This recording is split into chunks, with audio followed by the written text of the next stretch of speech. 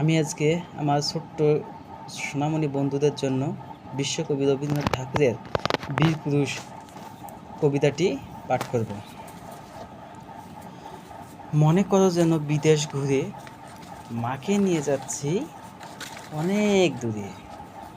তুমি যাচ্ছ মা পালকিতে চড়ে, দরজা দুটো একটু ফাঁক করে।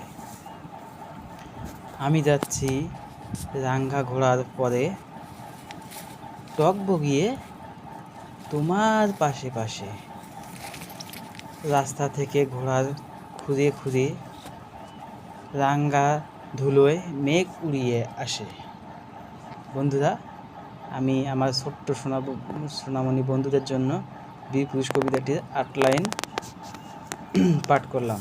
আপনাদের ভালোবাসা পেলে আমি পুরাটাই আমার পরের ভিডিওটা আপলোড করতে চাই। আপনারা আমার পাশে থাকবেন এবং আমার ছোট্ট চ্যানেলটি সাবস্ক্রাইব করে সবাই পাশে থাকবেন। আর নতুন নতুন ভিডিও পাওয়ার জন্য আপনারা আমার চ্যানেলটি সাবস্ক্রাইব করে দেন। ধন্যবাদ বন্ধু। আসসালামু আলাইকুম ওয়া রাহমাতুল্লাহি ওয়া বারাকাতুহু।